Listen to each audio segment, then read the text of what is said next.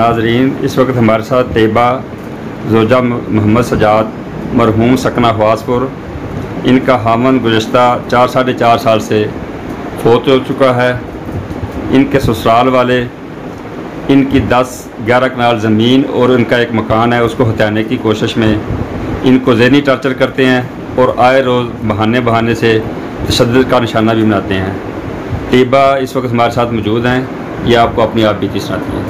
3 तरीक वाले दिन ना बहुत ज़्यादा बच्चे दिन ना जेठ के बेटे ने बड़ा मारिया मैं फिर भी गल खत्म करने की कोशिश की। मैंने कोई गल अपने ने अपने तो मैं नहीं है काम कर सकती भी, चलो छो पर है नहीं माड़े मेरे माड़े ने बड़ा आख्या भी तुम दस पे दूजा मैं नहीं, मैं काम नहीं करना भी छो पर कोई गल नहीं, आपे अल्लाह पूछेगा, अल्लाह के इंसाफ है।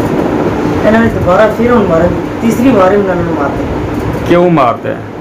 बस यही कोशिश करते हैं हथ टोर च बच्चे पठोरे हो गए नसी जानी साढ़े बच्चे जान तू हथ टोर जा, तू माँ ही हाथ टोर जा, तू माँ ही हाथ टोर जा, यही जेठ लबस बोल।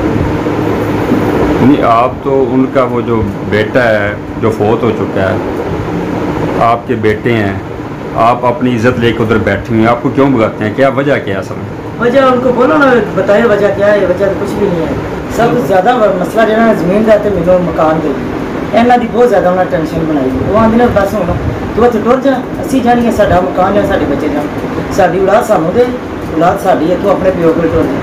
इदा मार के जेठ मेरा यही लफ्ज़ बोलता तू हथ टुर जा, माँ ही हाथ टुर जा।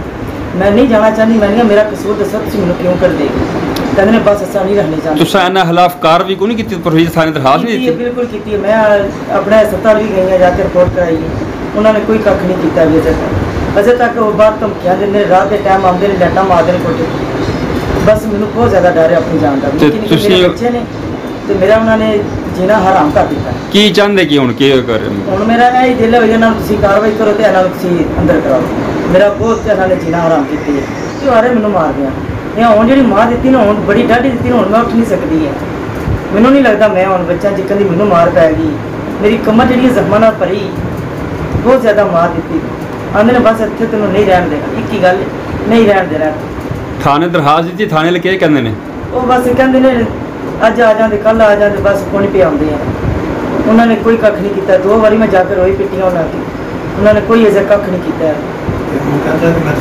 गया बंदूक कड्डी सो जनानी ने खो ली सी, जनानी ने जूं खोई सो तो पुटिया सो चंगा बना के वो चाबी लैके दूजे घर टुकी ताला मार उन्होंने बड़ा खुद मारिया।